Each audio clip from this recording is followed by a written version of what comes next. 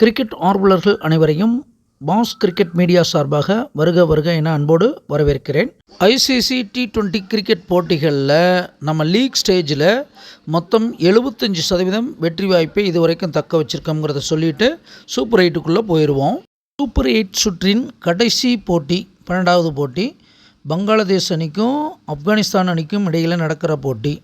இதில் ஆப்கானிஸ்தான் அணி நடந்து ஜெயிச்சா இவங்கள ஆஸ்திரேலியாவை கூட வெளியே தள்ளுறதுக்கு நல்ல அமைப்பு இருக்குது. ஏன்னா இந்தியாக்கிட்ட தோக்கும் பொழுது அவங்களுக்கு ரன் ரேட் குறையும். அந்த புள்ளிப்பட்டியல் பார்ப்போம். இப்போ ஆஸ்திரேலியா பார்த்திங்கன்னா +.22 இருக்காங்க. ஆப்கானிஸ்தான் மைனஸ் இருக்கிறதுனால இந்த இதில் ஆஸ்திரேலியா இந்தியாக்கிட்ட செம்ம அடி வாங்கினாங்கன்னா அப்போ ரன் ரேட்டு குறையும். அப்போ இவங்களும் பங்களாதேஷை ஓரளவுக்கு நல்ல நெட் ரன் ரேட்டில் ஜெயிச்சிட்டாங்கன்னா பெட்டராக வந்துடலாம். அதாவது ஆப்கானிஸ்தான் ஜெயித்தாலே போதும் அப்படிங்கிற மாதிரி வந்துடும். ஒருவேளை பங்களாதேஷ் ஜெயித்தா அப்போ நெட் ரேட் அடிப்படையில் ஆஸ்திரேலியா வந்துடும். ஸோ ஆப்கானிஸ்தான் ஜெயித்தா மட்டும் போதும் அப்படிங்கிற மாதிரி இந்தியாக்கிட்ட ஆஸ்திரேலியா தோற்றதுக்கப்புறம். சரி, இருந்தாலும் இந்த போட்டியை பொறுத்தளவுக்கு ஆப்கானிஸ்தானில் ரமனுல்லா குர்பாஸ், கரீம் ஜனத்து, ரஷித் கானு, முகமது நபி, நூர் அகமது, ஃபசல் வருகி, கரோட்டி இவங்களாம் சிறப்பாக விளையாடுவாங்க. அதே பங்களாதேஷை பொறுத்தளவுக்கு லிட்டன் தாஸு, ஷாண்டோ, ஷகிப் அல்ஹசன், முகமதுல்லா, டான்சித்து, ஹாசன் ஷகிப்பு, முஸ்டபிசுர் ரஹ்மான், ரிஷாடு ஹொசைன் இவங்களாம் சிறப்பாக செயல்படுவாங்க. இருந்தாலும் இந்த போட்டியை பொறுத்தளவுக்கு ஆப்கானிஸ்தான் அணி வெற்றி பெறுமான்னு கேள்வி வந்தது. ஆப்கானிஸ்தானுடைய அதிபதி மால் உச்சம் பெற்றிருப்பது ஆப்கானிஸ்தானுக்கு ரொம்ப சிறப்பு.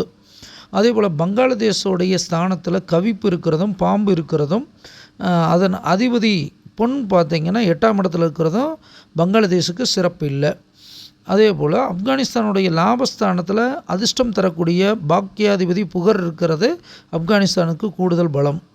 இதே சமயத்தில் பங்களாதேஷுடைய லாபஸ்தானத்தில் கதிர் போய் 6 உட்கார்ந்துருக்கிறது சிறப்பு இல்லை.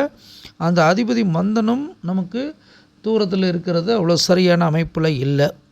ஸோ இப்போ இந்த போட்டியை பொறுத்தளவுக்கு பொன் நோக்கி வருவது ஆப்கானிஸ்தானுக்கு சிறப்பு, மதி நோக்கி வருவது பங்களாதேஷுக்கு சிறப்பு இல்லை. அப்போ கொஞ்சம் குழப்பமான மனநிலையில் தான் இருப்பாங்க. ஆப்கானிஸ்தானை பொறுத்தளவுக்கு நல்ல உச்சம் பெற்ற அளவில் இருக்கிறதுனால ஆஸ்திரேலியா போட்டி முடிவு எப்படி இருக்குதோ இல்லையோ இந்த போட்டியை பொறுத்தளவுக்கு ஆப்கானிஸ்தானுக்கு கொஞ்சம் சிறப்பான பேரு புகழ் கிடைக்கிற மாதிரி வருது. ஸோ இந்த போட்டியை பொறுத்தளவுக்கு ஆப்கானிஸ்தான் வெற்றி பெற்று அடுத்த லெவலுக்கு போகுங்கிறத சொல்லலாம். அனுமானிப்பது நாமாக இருந்தாலும் தீர்மானிப்பவன் இறைவன் ஒருவனே என்று கூறிக்கொண்டு விடைபெறுகிறேன். நன்றி, வணக்கம்.